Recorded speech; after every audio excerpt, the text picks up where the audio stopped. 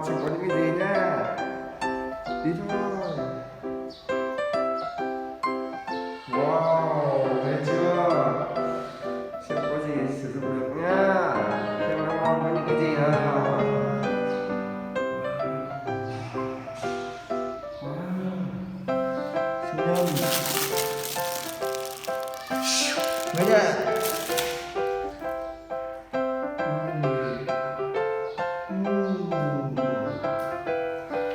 Nhiều quá các bạn ơi, nhiều quá các bạn, nhiều quá. Nào mình đi kiếm cái để xem nhá. Đi thu hoạch hoa rồi.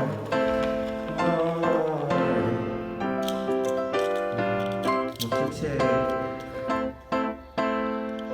bê ủi mini, một chú siêu nhân biến hình. Biến hình siêu nhân có thể biến hình được nhé, được chưa?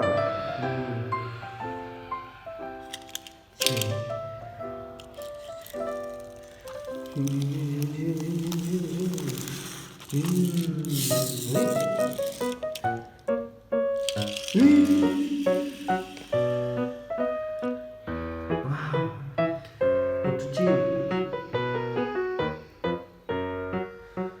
Cho các bạn, đây là chim hay là một chú hóng?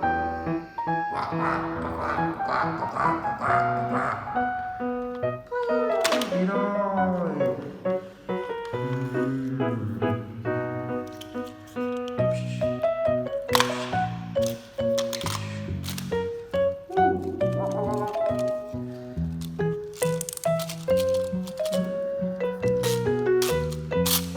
Chú bạch tuộc. Wow, đầy quá rồi, đi thôi. Chọn rồi, đi thôi.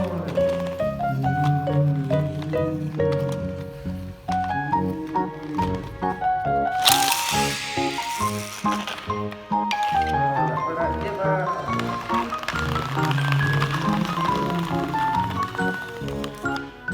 Wow, một chiếc trực thăng.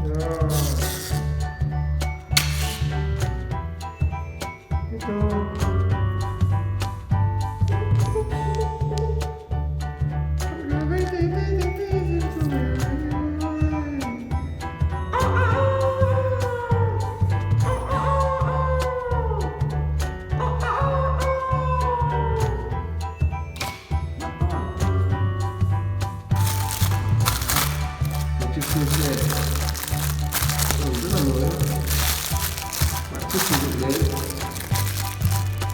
thu hoạch thôi.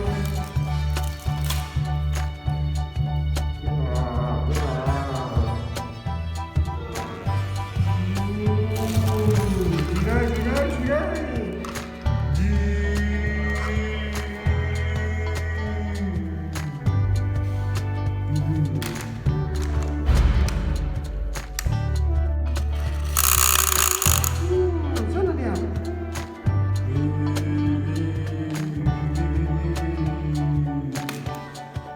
Đây rồi, đi thôi. Đi thôi, đi thôi. Wow. Trên đường đấy những gì nào? Mặn ngon nào.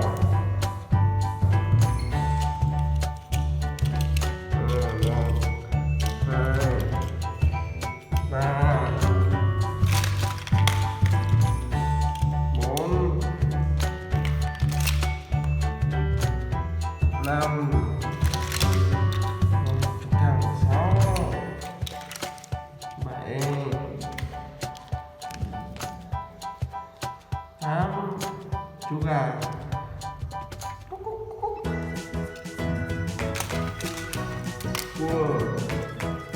ini bitnya betul hasilnya tuh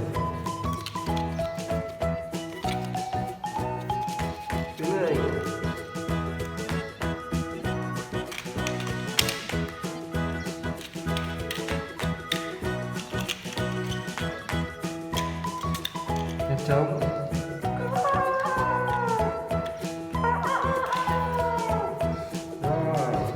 rồi ta đã thu được rất nhiều đồ chơi của bạn con nha.